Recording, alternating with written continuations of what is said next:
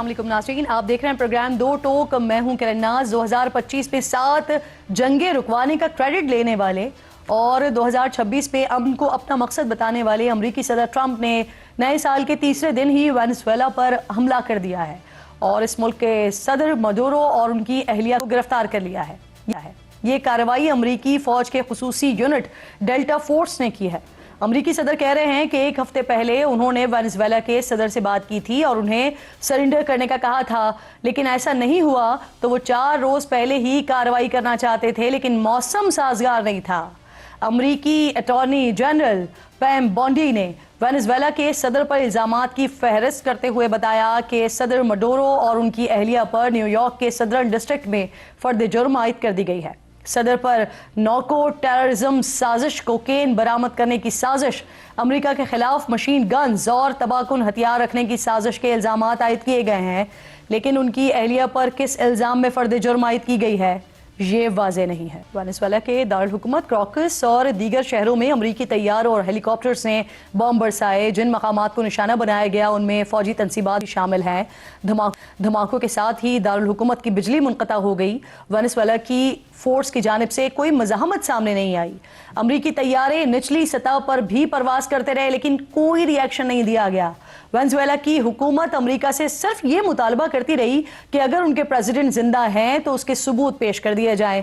امریکہ پچھلے چند ماہ سے وینزویلا کے سمندروں میں منشیات لے جانے کے الزام میں اسپیڈ بوٹس پر حملے کر رہا ہے۔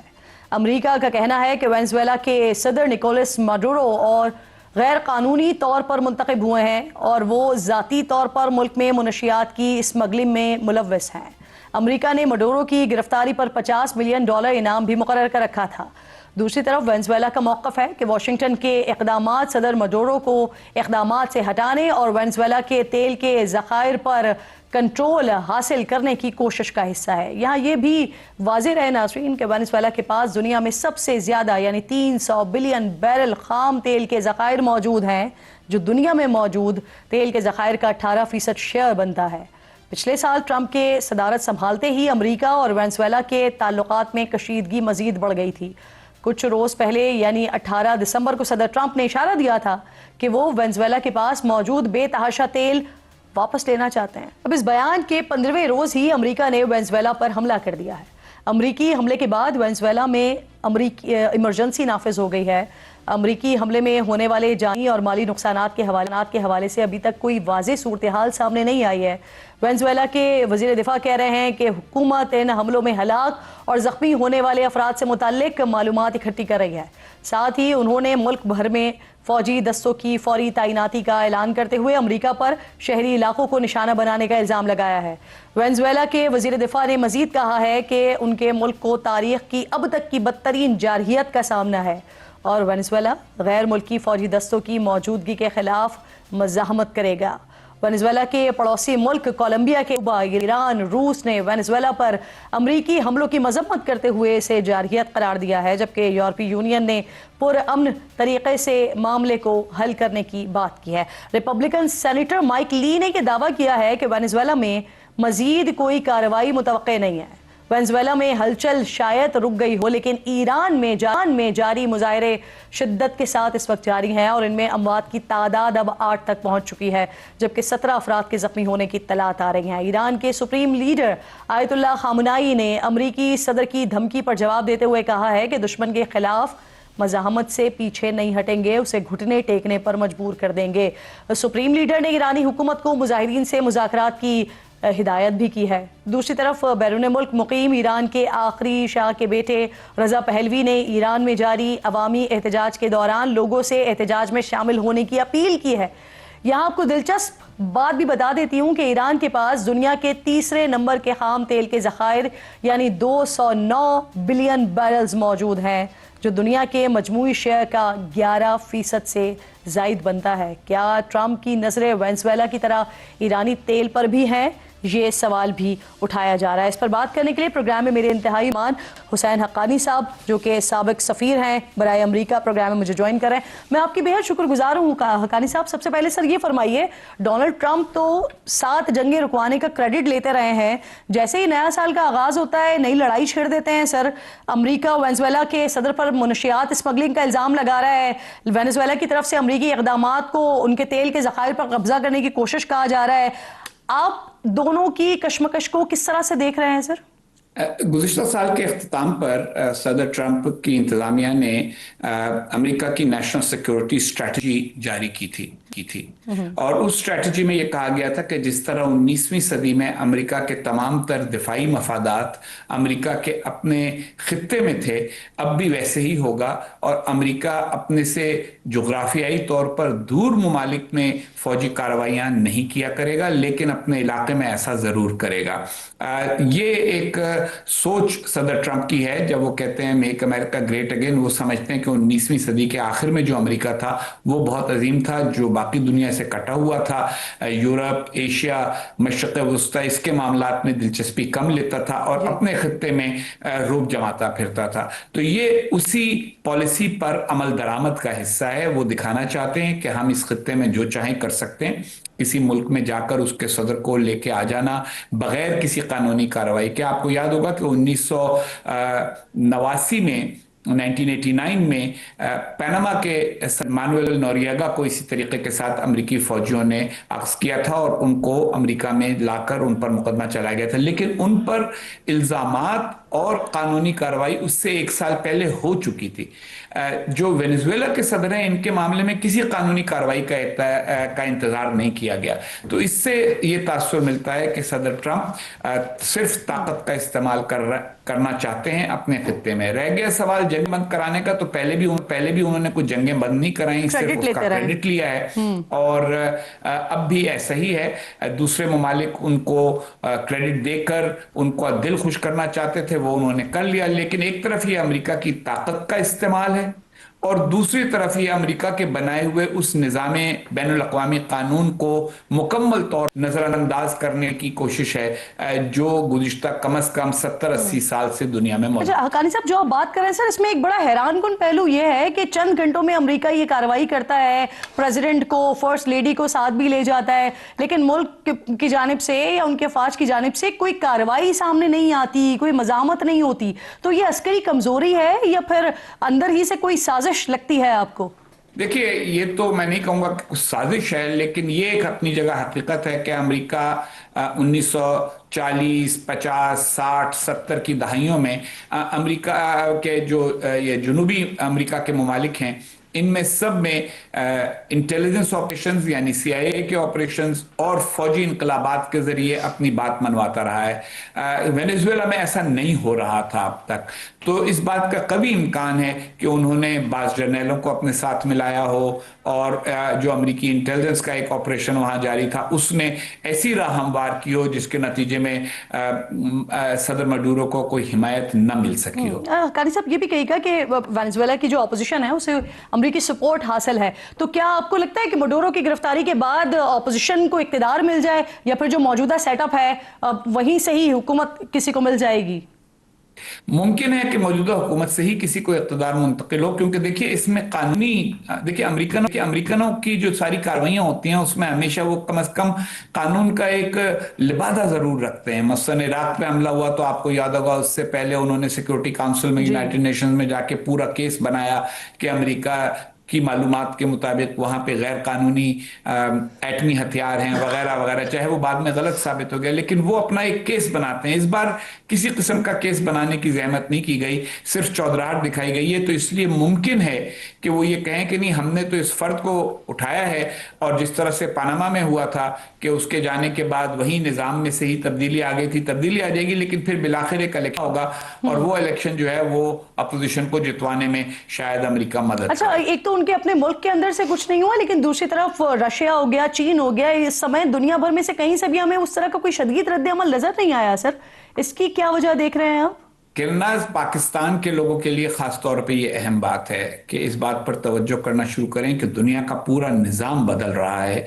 वो दौर ख़त्म हो रहा है जब अक़वाम मुत्तहिदा, सलामती कौंसिल, बैनुल अक़वामी कानून, इदारों की तरफ रुजू करना ये सब होता था। ये ठीक है कि हमेशा ताकत की हुक्मरानी रही है। दूसरी जंग अज़ीम के बाद दो बड़ी ताकतें थीं, सुपर पावर्स थीं, वो अपने अपने अपनी अपनी मर्जी अपने अपने करीबी ममालिक में पूरी कर लिया करती थी, लेकिन उसमें भी पीछे पीछे बातचीत होती रहती थी। अब जरा दूसरी किस्म का वक्त आ रहा है जिसमें मुख्तलिफ बड़ी ताकतें खित्ताए असर, जिसको स्फीयर ऑफ इन्फ्लुएंस कहते हैं, उस पे आपस में किसी किस्म की तकसीम करने पर रजामंद नजर आती हैं। और ट्रंप की सोच भी यही है कि यूरोप जो है वो रूस का खित्ताए असर हो जाए तो अमेरिका को कोई गम नहीं होगा।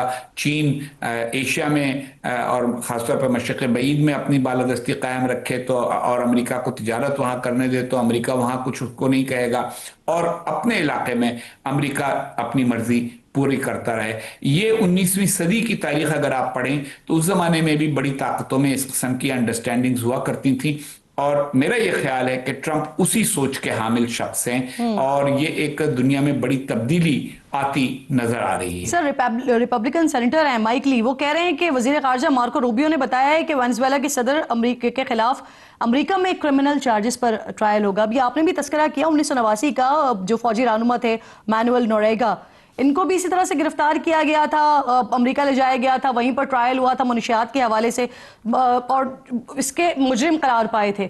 तो क्या इसी तरह का अंजाम आप मडोरो का भी देख रहे हैं सर?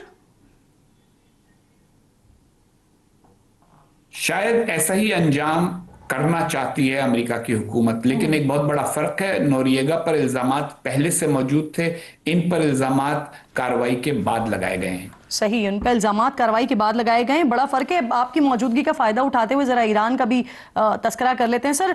महंगाई के खिलाफ वहां पर एहतजाज हो रहे हैं, मरने वालों की तादाद अब बढ़ गई है, 8 हो गई है। ईरान के आखिरी शाह हैं, उनके बेटे रजा पहलवी, वो भी अब मैदान में आ गए हैं, वो भी लोगों से अपीलें कर रहे हैं। लेकिन दूसरी तरफ जो ईरानी सुप्रीम लीडर हैं वो ये कह रहे हैं कि दुश्मन को घुटने टेकने पर मजबूर कर देंगे। वहां आपको कोई हुकूमत की तब्दीली वगैरह दिखाई दे रही है क्या ईरान में? देखिए, हुकूमत की तब्दीली के बारे में तो मैं फौरी तौर पे कुछ नहीं कह सकता, लेकिन ये ज़रूर कहूँगा कि ये जो घुटने टिकवा देंगे और दुश्मन को ज़ेर कर देंगे वाली बातें, ये तो हमने थोड़े अरसे नहीं कई सालों से सुनी हैं, और अब तक ईरान घुटने टिकवा तो नहीं सका, ना अमेरिका के ना इसराइल के। ये दुरुस्त है कि उनको पूरी तरह कामयाब भी नहीं होने दिया, लेकिन उनको इस तरह से उनकी ऐसी मज़ाहमत भी नहीं कर सका कि जिसके नतीजे में पीछे हट जाएं। तो ये जो फिल्म है ये अभी जारी है। सही, बहुत बहुत शुक्रिया आपका हुसैन हक्कानी साहब प्रोग्राम में साथ मौजूद थे। ईरान में क्या सिचुएशन डेवलप हो रही है और वेनेजुएला में आज सारा दिन क्या होता रहा, इस पर तफसीली बात कर रहे थे। अब जरा पाकिस्तान में नया साल का आगाज़ हो जाने के बाद भी सियासी हालात क्या जू के तू हैं, या वाकई कुछ तब्दीलियाँ मुतवक्के हैं इस साल में, कुछ मुज़ाकरात वगैरह होने जा रहे हैं, हो रहे हैं। इस पर बात करने के लिए प्रोग्राम में मेरे इंतहाई मोअज़्ज़ज़ मेहमान है, काफ़ी दिनों बाद शिरकत कर रहे हैं, शेर अफजल मरवत साहब, रुकने कौमी असम्बली में। बहुत शुक्रिया, अस्सलाम वालेकुम। सबसे पहले सर ये बताइए, राना सनाउल्लाह साहब आजकल ऑफर्स करते हुए दिखाई दे रहे हैं, हमें मुज़ाकरात की बात करते हुए दिखाई दे रहे हैं। पीटीआई की तरफ से भी कुछ कहते हैं मुज़ाकरात होने चाहिए, कुछ कहते हैं कि इनसे हो ही नहीं सकते मुज़ाकरात। वज़ीर आज़म के मुशीर 5 बड़ों की मुलाकात की एक तजवीज़ पेश कर रहे हैं। होना तो ये चाहिए था कि पीटीआई इस पर मुशावरत करती, फिर कोई राह निकलती। शेख वकास साहब ने ऐलान किया कि इमरान खान मैंडेट चोरों के साथ नहीं बैठेंगे। रास्ता कैसे निकलेगा फिर? बहुत शुक्रिया मधु करने का। ये मुज़ाकरात की गर्दन लगी हैं जब से खान जेल के अंदर गया है। हर हफ्ते नया शोशा आ जाता है, बैकडोर मुज़ाकरात हैं, फलां के साथ हो रहे हैं, उधर हो रहे हैं। हर वक्त में मुज़ाकरात के हवाले से सियासत के डायनामिक्स गुज़िश्ता 3 सालों में मुख्तलिफ रहे। आजकल जो ये बातें हो रही है तो मुझे हैरत होती है कि मुज़ाकरात के लिए एक वक्त होता है, ज़रूरतें होती है फ़रीक़ैन की, एहसास होता है। और अभी अगर हम ये सोचें तो अगर पीटीआई मुज़ाकरात करती है तो सवाल ये पैदा होता है कि हुकूमत क्या दे सकती है, नंबर 1। नंबर 2, जो पीटीआई को दरकार है या पीटीआई जो इसे अपना हक समझती है کیا وہ ان کو دیا جا سکتا ہے؟ جب نہیں دیا جا سکتا ہے اور اگر پی ٹی آئی اپنے حق سے دستبردار ہوتی ہے تو اس کا مطلب یہ ہے کہ یہ 3 سالوں کی جو جیت و جہد تھی، جو تکالیف تھی، جو قید و بند تھا، یہ سب کچھ جو ہیں ایویں کاتے ہی بھگتنا پڑا. جی میں سمجھتا ہوں کہ نہ کوئی مذاکرات ہو رہے ہیں، نہ کسی طرف سے کوئی خواہش ہے. یہ صرف میڈیا اور اخباروں کی زینت بنانے کے لیے خبریں جاری ہوتی ہے. اب یہ جو رانا ثناء اللہ صاحب کی بات آپ کر رہے ہیں نا کہ 5 بڑوں کو بیٹھنا چاہیے، 5 بڑے بیٹھ بھی جائیں تو کیا پاکستان کی سیاست میں آج تک کسی نے ایسی قربانی دی ہے کہ وہ اپنی ذات پہ اور اپنی ذاتی مفاد سے بڑھ کر قوم کی سلامتی کے لیے اور قوم کی ترقی کے لیے کسی معاہدے پہ جو ہے کاربند ہو جائے؟ یہ ممکن ہی نہیں ہے. انکلوڈنگ عمران خان. میں آپ کو بتا رہا ہوں نا کہ ہر ایک سیاست میں اپنے فائدے کو دیکھتا ہے. دیکھیں مذاکرات اب ہونے سے رہے. مذاکرات کا مطلب یہ ہوتا ہے کہ فریقین بیٹھ جاتے ہیں اور متفق ہو جائیں کسی ایک مسئلے پر. نہیں، فریقین بیٹھ جاتے ہیں، پھر ایک فریق بتاتا ہے میری یہ چیز آپ کے ساتھ ہے، میرا یہ حق ہے، دوسرا فریق کہتا ہے کہ وہ ڈیفینڈ کرتا ہے. لیکن بات مصالحت یا مفاہمت کی ہو سکتی ہے کہ جی آپ جو ہیں جس طرح اس دن اچکزئی صاحب نے کہا کہ کچھ ہمیں بلانا ہوگا، لیٹ بائی گان بھی بائی گان. اگر اس چیز پہ فریقین راضی ہو سکتے ہیں لیکن اب نہیں. جب تک پاکستان تحریک انصاف مذاکرات کے لیے کنسیڈر نہیں ہوگی، ابھی تو پی ٹی آئی جو ہیں جب تک کنسیڈر نہیں ہوگی، کنسیڈر تبھی ہوگی نا جب یہ ایجیٹیشن کی پوزیشن میں ہوگی، جب اندیشہ ہوگا. کیونکہ ہمیشہ ہمارے ساتھ مذاکرات تبھی کیے ہیں جب پاکستان تحریک انصاف سڑکوں پہ نکلنے کے لیے تیار تھی یا نکل آتی ہے. کبھی بھی جو سہیل آفریدی صاحب کو ذمہ داری دی گئی ہے یا جو وہ ایک اسٹریٹ موومنٹ چلا رہے ہیں، وہ آپ نہیں سمجھتے کہ وہ کسی قسم کی ایجوٹیشن ہے یا اس سے حکومت بیٹھے گی مذاکرات پر؟ نہیں، دیکھیں سہیل آفریدی صاحب کو تو یہ ذمہ داری دی گئی ہے نا کہ آپ نے مزاحمتی تحریک چلانی ہے. مزاحمتی تحریک تو ابھی شروع ہی نہیں ہوئی ہے. وہ کہہ رہے ہیں شروع ہو چکی ہے، اسی دن سے شروع ہو چکی ہے. نہیں، مزاحمتی تحریک سے مراد یہ ہے کہ آپ کوئی لائے عمل دیتے ہیں، آپ بتاتے ہیں کہ یہ خد و خال ہیں، یہ طریقہ کار ہیں. سر مختلف صوبوں میں وہ جا رہے ہیں، 8 فروری کو پہیا جام کرنے جا رہے ہیں.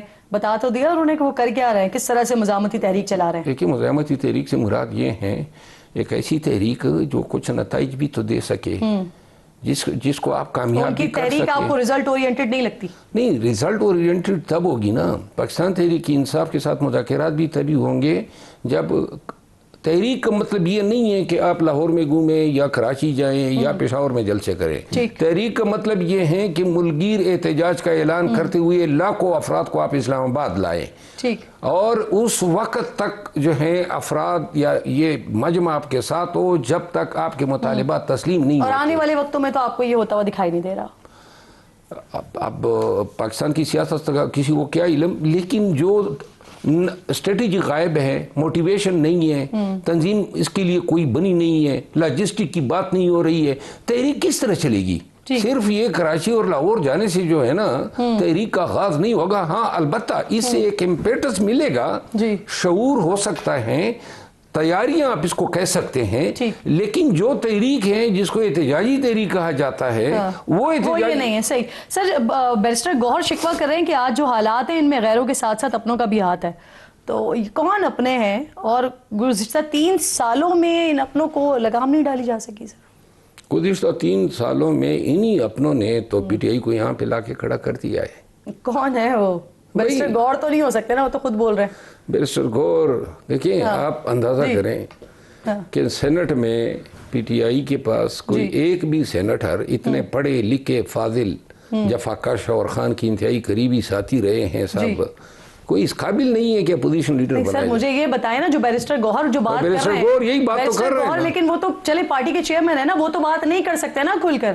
آپ تو بول سکتے ہیں. کون سے ہیں وہ اپنے جن کی وجہ سے عمران خان سے ملاقات نہیں کروائی جا رہی، جن کا وہ کہہ رہے ہیں؟ دیکھیں جب سگور علی ظفر صاحب کے نام تھے اور ملاقات ان کو دی جا رہی تھی تو ان کے نام ہٹوا دیے انہوں نے جو ملاقاتوں کی لسٹ بھیجتے ہیں سلمان اکرم راجہ صاحب نے. ٹھیک. اور ملاقات جو ہیں اگر ہم نہ ملے تو پھر کوئی نہ ملے. سلمان اکرم راجہ کا ہاتھ ہے آپ یہ کہہ رہے ہیں؟ ایک سلمان اکرم راجہ صاحب نہیں ہے. دیکھیں سلمان اکرم راجہ صاحب جو ہیں علیمہ خان صاحبہ محترمہ علیمہ خانم جو ہیں وہ بیسیکلی ملاقاتیں نہ کرانے میں بھی اپنوں کا ہاتھ ہے. یعنی کہ بش بی بی کی فیملی کو اجازت تھی, کہا گیا جب ہم نہیں جائیں گے وہ بھی نہیں جائیں گے. اب نام تو وہ دیتے ہیں نا, تو جب تک یہ نام نہیں دیتے وہ بھی نہیں جا سکتے ہیں. آپ نے مشال یوسفزئی کی ٹویٹ شاید مس کی ہوگی جو بش بی بی کی ترجمان ہے, اور جس نے یہی گلہ کیا کہ جب بہنوں کو اگر کوئی اپنی وجوہات کی وجہ سے نہیں جانے دیا جا رہا ہے, کیوں بش بی بی کے فیملی کی ملاقات کی ہوئی. تو یہ سر خان صاحب سے ملاقات نہیں ہو رہی پچھلے 1 مہینے سے, تو کیا بشرا صاحبہ سے بھی نہیں ہو رہی ہے؟ نہیں ہو رہی ہے, کیونکہ وہ آپ کو میں عرض کروں نا, بش بی بی کی فیملی کا نام دیا ہی نہیں جا رہا ہے. بیرسٹر گور اور علی ظفر کے ناموں پہ کوئی معترض نہیں ہے, ان کا نام نہیں دیا جا رہا ہے. تو اسی لیے تو وہ کہہ رہے ہیں, ابھی یہ جو لاسٹ ٹائم بین کی ملاقات ہوئی یہ بیرسٹر گور کے تو فیل ہوئی, اور بیرسٹر گور نے بڑی منتیں کی کوسا صاحب سمیت ان کو کہ جی آئندہ سی ایم کے پی کی ملاقات ہو جائے گی, اگر آپ تھوڑا سا جو ہے واپسی پہ نکلنے کے بعد ذرا رویہ جو ہے مناسب رکھیں. آتے ہی انہوں نے جو ہے اور یہ بات بیرسٹر گور نے علیمہ خان صاحبہ کو بتائی تھی یا عظمیٰ صاحبہ کو یا نورین صاحبہ کو بتائی بھی تھی. بلکہ آپ کو یاد ہوگا جس وقت یہ باتیں ہو رہی تھی میڈیا کے سامنے, بیرسٹر گور نے وہ جگہ چھوڑ دی اور پیچھے چلے گئے ٹو ایکسپریس کہ میں am not a part of this process. ٹھیک ہے, ایک چھوٹا سا بریک لیجیے ناظرین. شیر افضل مروت صاحب پروگرام میں ساتھ ہی موجود ہیں, کچھ مزید اہم گفتگو کریں گے بریک کے بعد.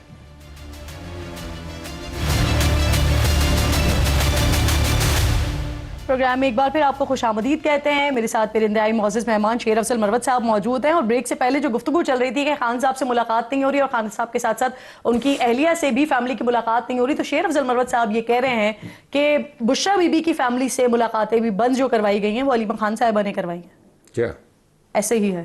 دیکھیں آن ریکارڈ آپ کہہ رہے ہیں. آن ریکارڈ ایک اور بات میں کیا کہہ رہا ہوں, آپ بھول گئے وہ جو اجازت ملی تھی, محترمہ کو اجازت نہیں تھی اور دوسرے بہنوں کو اجازت تھی اور بیرسٹر گور کو اجازت تھی, تو انہوں نے کہا آپ کیوں گئے جب میں نہیں جا رہی ہوں. تو آپ شاید بھول گئے. بہنوں کو کہا انہوں نے, اپنی بہنوں کو بھی کہا. بلکہ یہ جو لاسٹ ٹائم ڈاکٹر صاحبہ گئی جی انہوں نے جانا تھا ملاقات کے لیے 2 بجے, اور تقریباً 2-2.5 گھنٹے وہ خان کے ساتھ بات چیت کر سکتی تھی, اور انہوں کو کہا گیا کہ آپ آئیں اور چلیں. لیکن این جب ملاقات ختم ہونے میں 15-20 منٹ تھے تو پھر بہنوں نے اپنی بہن کو اجازت دی کہ اب آپ اندر جائیں. ان کو پہلے سے اجازت ملی ہوئی تھی. آپ یہ کہہ رہے ہیں کہ علیمہ خان صاحبہ نے روکا ہوا تھا نورین خان صاحبہ کو کہ وہ 15-20 منٹ پہلے ملاقات کے لیے گئی ہیں؟ کیا اچھا. ایک اور بھی کل ایک انٹرویو ہوا انجینئر محمد علی مرزا کا, وہ کہہ رہے ہیں کہ خان صاحب کے مطابق انہوں نے کہا کہ ان کے بیرک کے پیچھے جو ہے وہ خان صاحب کی چکی کا ورڈ انہوں نے استعمال کیا وہ تھی, وہاں سے خان صاحب کی آوازیں آتی ہیں, بڑے فرسٹریٹڈ لگتے ہیں, غصے میں بڑا زور سے بولتے ہیں, دیسی گھی کے تڑکے لگتے تھے, ٹی وی اخبار سب ملتا ہے. کیا کہیں گے اس دعوے پر, کیونکہ آپ بھی ان سے ملتے رہے ہیں اور حال ہی میں آپ کے دیگر ساتھیوں سے بھی ملاقاتیں تو ہوئی ہیں سر؟ میرا خیال ہے محمد علی مرزا صاحب نے یہ باتیں اگر کی ہیں, میں نے ان کو سنا نہیں ہے. دیسی مرغی کی باتیں اگر ہوتی ہیں, دیسی گھی کے تڑکے کی بات کر رہے ہیں وہ, جس کی خوشبو بہت آتی ہے. میں آپ کو عرض کروں نا, دیسی گھی اگر کوئی دمبے بھی جیل میں دمبے کھائے اور دنیا جہان کی نعمتوں سے اگر کوئی مستفید ہونا چاہے تو جیل کے قانون میں اس پہ کوئی قدغنی نہیں ہے. آپ نے اپنے پیسوں سے جو کچھ کھانا چاہیں آپ کھا سکتے ہیں. یہ جیل میں نہیں, اور میں خان صاحب کے جتنے اخراجات ہوتے تھے ہم بھرا کرتے تھے, جمع کرتے تھے, اور ابھی بھی دستور جمع ہوتے ہیں. دوسری بات یہ ہے کہ جہاں تک خان صاحب کی فرسٹریشن کا تعلق ہے, میں خان صاحب سے ملے ہوئے مجھے کافی عرصہ ہو گیا ہے. خان صاحب کو میں نے کبھی فرسٹریٹڈ نہیں دیکھا. یہ جھوٹ ہوگا کہ میں یہ کہوں کہ جی خان جو ہیں وہ تناؤ میں تھے یا کوئی ایسی کیفیت میں تھے. اور جیل میں یہ جو چکی کا لفظ استعمال کیا ہے, چکی میں خان نہیں ہے. گرچہ خان کی ایلیجیبلٹی یعنی جو خان انٹائٹلمنٹ ہے وہ بھی نہیں ہے, لیکن چکی نہیں ہے. چکی جو ہے وہ نہیں ڈیتھ سیل نہیں ہوتی ہے، ڈیتھ سیل ایک علیحدہ چیز ہوتی ہے. چکی جو ہیں وہ بطور سزا ان لوگوں کو دی جاتی ہیں جو جیل میں کوئی جرم کرے، جیل کے اندر کسی نارکوٹکس برآمد ہو جائے یا کوئی کسی کے ساتھ لڑائی جھگڑا کر لے، تو ان کو ایک تو چکی جو ہے اس کا سائز جو ہے وہ زیادہ تر 7x5 ہوتا ہے، جس میں انسان مشکل سے سما سکتا ہے. اچھا، جبکہ انہوں نے خود یہ بتایا کہ 10x12 کے کمرے ہیں، وہ جو 6 کمرے شاید غالباً خان صاحب کو ملے ہوئے ہیں. دوسری بات یہ ہے کہ اس کی تصدیق کر دیں نا جو خان صاحب، یہ اس کی تصدیق نہیں کر سکتا ہوں. خان صاحب کا جو ایریا ہے وہ سیکیورٹی کی وجہ سے ان کو باقی جو جہاں پہ بیرکس ہیں ان سے کافی دور رکھا گیا ہے، اور کوئی آواز کا جانا اور اس طرح آواز سنائی دینا. میں دیکھیں محمد علی مرزا صاحب کو میں جھوٹا نہیں کہہ رہا ہوں، لیکن مجھے یہ لگتا ہے شاید، دیکھیں جیل میں خود رہا ہوں جی، اور مجھے جیل میں مثال کے طور پہ کوٹ لکھپت میں جب رکھا گیا تو مجھے ان لوگوں کے ساتھ یعنی بیرک دی گئی جو سارے نشئی تھے اور ساری رات گانے گایا کرتے تھے.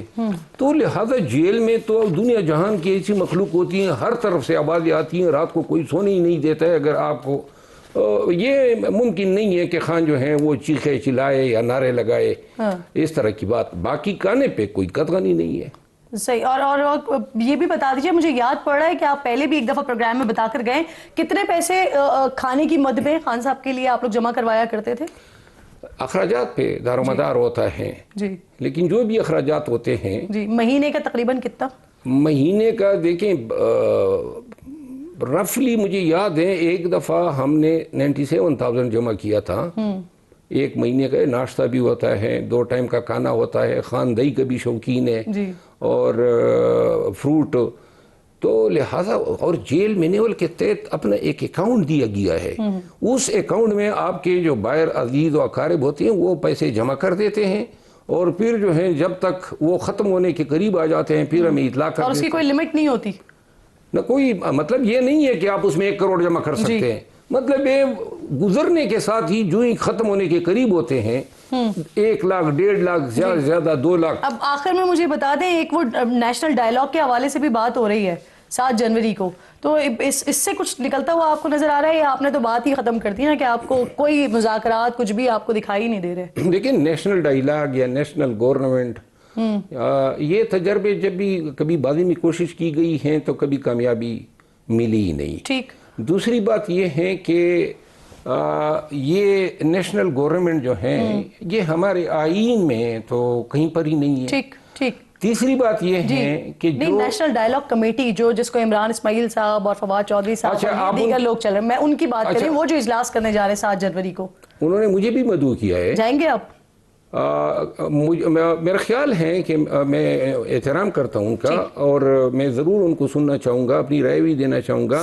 لیکن وہ جو ان کی کوششیں ہیں یا کاوشیں ہیں وہ بھی اب جو سوشل میڈیا بریگیڈ ہیں ان کے پیچھے پڑا ہوا ہے. جی ٹھیک. جو لوگ خود بھی کچھ نہیں کر سکتے ہیں نا وہ دوسرے کو بھی کچھ کرنے نہیں دیں گے. ٹھیک ہے. اور یہ ان کی کوششیں کتنی کامیاب ہوں گی یہ ہم عمران اسماعیل صاحب سے ہی جان لیتے ہیں. بہت بہت شکریہ. شیر افضل مروت صاحب ساتھ موجود تھے. بہت شکریہ عمران اسماعیل صاحب. ابھی نیشنل ڈائیلاگ کے حوالے سے ہی ہم نے بات کا آغاز کر دیا ہے. 7 جنوری کو اجلاس کرنے جا رہے ہیں آپ لوگ. تمام سیاسی جماعتوں کو اس میں دعوت دی جائے گی. کوئی گرین سگنل وغیرہ ملا ہے پی ٹی آئی کی طرف سے اور حکومتی جماعتوں کی طرف سے مل کر بیٹھنے کے لیے تیار ہیں آپ اس ڈائیلاگ میں؟ سر نہیں، حکومتی جماعت تو بالکل تیار ہے. ہماری جو ملاقاتیں ہوئی ہیں حکومتی جماعت سے اور بڑے سینئر لوگوں سے ملاقاتیں ہوئی ہیں، اور ان سب نے ہمیں عندیہ دیا ہے کہ وہ بات چیت کرنے کے لیے بھی تیار ہیں. پولیٹیکل ٹیمپریچر کو ڈاؤن کرنے کے لیے وہ کہتے ہیں کہ جی ہماری جو معاونت کی آپ کو ضرورت پڑے گی ہم اس کے لیے بھی تیار ہیں. اور پیپلز پارٹی سے بھی اسی طرح کی بات چیت ہوئی ہے. تیار تو پی ٹی آئی والے بھی ہیں جو پی ٹی آئی کے دوست ہیں، لیکن وہ پس پردہ یہ بات کرتے ہیں کہ جی جو کام آپ کر رہے ہیں یہی راستہ ہے آگے بڑھنے کا، اور مزاحمت کی سیاست سے ہمیں اس وقت نقصان کے علاوہ اور کچھ حاصل نہیں ہو رہا، اور مذاکرات جو ہیں وہی واحد حل ہے.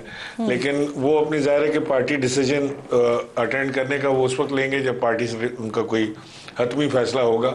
فی الحال وہ انڈر ڈسکشن ہی ہے، اور مجھے امید ہے کہ وہ 7 تاریخ کو ضرور اس اجلاس میں شرکت کریں گے جو ڈاکٹر سینیٹر وسیم شہزاد صاحب کے گھر پر ہو رہا ہے اور ان کی میزبانی کے میں ہو رہا ہے. تو وہاں پر بہت سارے ہمارے جو سینئر پولیٹیشنز ہیں، جو ہمارے لائرز ہیں، جو ریٹائرڈ ججز ہیں، ریٹائرڈ جنرلز ہیں، اور انٹلیکچوئلز ہیں، رائٹرز ہیں، مصنف ہیں، ان سب کو ہم نے دعوت دی ہے، سوشل ورکرز کو ہم نے دعوت دی ہے، جو آپ آ کر اس بات کو اپنا اعادہ کریں اور اس بات کو رکھیں کہ وے فارورڈ پاکستان کا کیا ہے، کیا وہ اگری کرتے ہیں کہ ٹیمپریچرز نیچے لانے میں کامیابی ہوگی۔ اور عمران صاحب، اس ساری سچویشن میں اسٹیبلشمنٹ کو آن بورڈ لیا گیا ہے، کیونکہ ان کی انوالومنٹ کے بغیر پھر کیا ہم مذاکرات کو کامیاب یا ناکام کہہ سکیں گے سر؟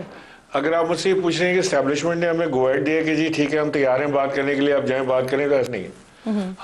ہماری تو ابھی دونوں سے یہی بات چیت ہو رہی ہے کہ جی ہم ایک یہ فارمولا پیش کر رہے ہیں مذاکرات کا کہ آپ لوگ ٹیبل پر بیٹھ کے بات چیت کر لیں۔ ظاہر ہے کہ اسٹیبلشمنٹ ایک حقیقت ہے، اور اس سیاسی حقیقت کو جھٹلایا نہیں جا سکتا کہ جی وہ بغیر اسٹیبلشمنٹ کے خالی اس حکومت سے، پی ایم ایل این کی حکومت سے بیٹھ کے پی ٹی آئی بات کر لے گی اور معاملات حل ہو جائیں گے۔ تو اس میں جو رانا ثناء اللہ صاحب نے بات کی ہے 5 بڑوں کے بیٹھنے کی، وہ ایک بڑی انتہائی معقول میں سمجھتا ہوں تجویز ہے، بڑی مشکل لگتی ہے، دور رس ہے، ہمیں اس میں بہت مسائل ہوں گے، شاید ہو بھی نہ پائے، لیکن دعا یہ ہے کہ ہو جائے۔ عمران صاحب، اس اجلاس میں مذاکرات کے لیے کیا فارمولا پیش کیا جائے گا سر؟ کیا پیرول پر رہائی یا پھر مذاکراتی کمیٹیاں وغیرہ بن سکتی ہیں سر؟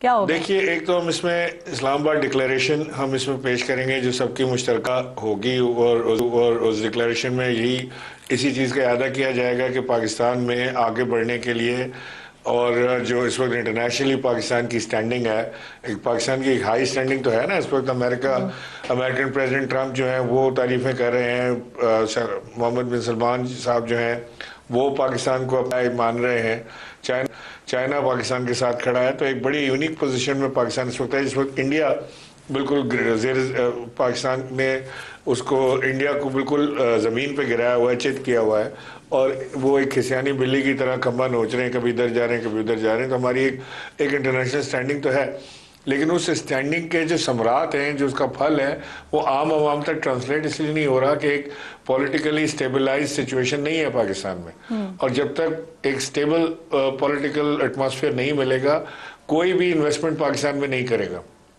فورن ڈائریکٹ انویسٹمنٹ کو تو آپ بھول جائیں، جو لوکل انویسٹرز ہیں وہ بھی تھوڑا ہاتھ روک کے چلتے ہیں کہ جی ذرا دیکھ لیں، ماحول دیکھ لیں، چیزیں دیکھ لیں، آج ریلی ہے، کل جلسہ ہے، پرسوں جلوس ہے، روڈ بند ہو جائے گا، یہ ہو جائے گا، تو وہ لوگ گھبراتے ہیں اس میں۔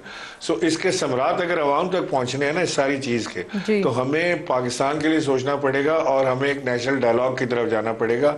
پی ٹی آئی بھی اس میں حصہ دار ہوگی، اسٹیبلشمنٹ بھی اس کی میجر حصہ دار ہوگی، یہ ہماری خواہش ہے۔ اچھا عمران صاحب، تحریک انصاف نے ویسے آفیشلی آپ لوگوں کو یقین دہانی کروا دی کہ اپنی شرکت کی، اور پیغام دیا کس کو ہے بیسیکلی آپ نے؟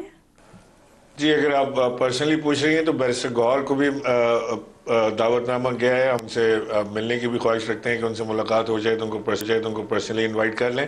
اسد قیصر صاحب کو بھی دعوت نامہ گیا ہے، عاطف خان صاحب کو دعوت نامہ گیا ہے، پی ٹی آئی کے کافی دوستوں کو دعوت نامہ گیا ہے، لیکن ظاہر ہے کہ پی ٹی آئی تو اپنی جو بھی ان کی پالیسی ہوگی، اللہ کرے کہ کوئی سین ان کو عقل آ جائے اس بات کی کہ جی اگر کوئی کوشش ہو رہی ہے، جو سیاسی قیدی ہیں ان کی رہائی کی کوشش ہو رہی ہے، اگر تو یہ کوشش ہو رہی ہے کہ کوئی بیٹھ کے بات چیت کا دروازہ کھلے، اگر ایسی کوشش ہو رہی ہے جو خود پی ٹی آئی بہت آگے نکل گئی ہے اس سیاست کے اندر کہ جی ہم اس سے بات نہیں کریں گے، اس سے بات نہیں کریں گے، تو ایک ان کو مڈل راستہ گراؤنڈ مل رہا ہے کہ اپنی زرداری سے بھی بات چیت ہوگی، نواز شریف سے بھی بات چیت ہوگی، اور اسٹیبلشمنٹ سے بھی ہوگی۔ سر ویسے حکومت کانفیڈنس بلڈنگ کے لیے پیرول پر رہائی کے لیے تیار ہے؟ ابھی بات چیت ان سے ہو رہی ہے، ظاہر ہے کہ یہ حکومت جو ہے وہ ان کو بھی ٹائم لگے گا اپنے یہ بات چیت کرتے ہوئے، ان کو بھی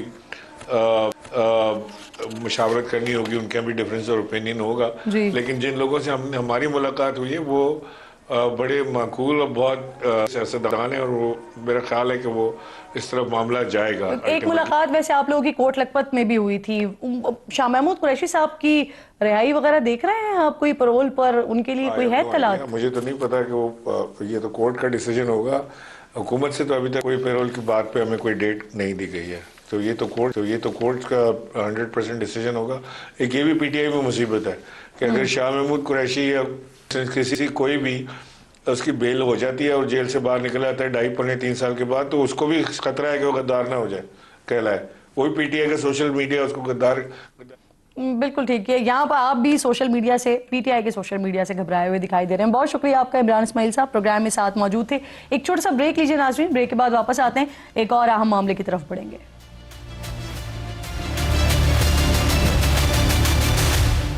ویلکم بیک ونس اگین. دنیا بھر میں کھیل دلوں کو جوڑتے ہیں, محبت کو بڑھاتے ہیں, نفرت کو مٹاتے ہیں, اقوام کو اور عوام کو قریب لاتے ہیں. لیکن مودی کے بھارت میں ذرا اس کا الٹا ہوتا ہے. یہاں کھیل نفرت بڑھانے کا ہتھیار ہے, سیاسی فائدوں کے حصول کا ذریعہ ہے. اس کی جو حالیہ مثال ہے, انڈین پریمیئر لیگ میں شامل بنگلہ دیش کے واحد کرکٹر مستفیض الرحمان کو ہندو انتہا پسندوں کے دباؤ پر نکال باہر کر دیا گیا ہے. بنگلہ دیشی بولر مستفیض الرحمان کو بالی would super star Shah Rukh Khan کی فرینچائز کولکتہ نائٹ رائڈرز نے 9 کروڑ 20 لاکھ بھارتی روپوں میں شامل کیا تھا, جس کے بعد بھارتی حکمراں جماعت بی جے پی اور انتہا پسند تنظیم شیو سینا کے رہنماؤں نے شاہ رخ خان کو غدار قرار دیتے ہوئے دھمکی دی ہے کہ اگر کرکٹر آئی پی ایل کھیلنے آئے تو انہیں تشدد کا نشانہ بنایا جائے گا. کولکتہ نائٹ رائڈرز کی جانب سے جب اس پر کوئی ایکشن نہیں لیا گیا تو بھارتی کرکٹ بورڈ کو مداخلت کرنا پڑی, اور بی سی سی آئی کے سیکرٹری نے میڈیا پر آ کر کہا کہ موجودہ صورتحال کو سامنے رکھتے ہوئے بورڈ نے فرینچائز کو ہدایت کی ہے کہ وہ مستفیض الرحمان کو اپنے اسکواڈ سے نکال دیں. مستفیض اس سے پہلے آئی پی ایل میں ممبئی انڈینز, راجستھان رائلز سمیت دیگر ٹیمز کے لیے کھیل چکے ہیں اور 65 میچز میں 60 وکٹس حاصل کر چکے ہیں. انڈین کرکٹ کی تاریخ نفرت انگیز واقعات سے بھری پڑی ہے.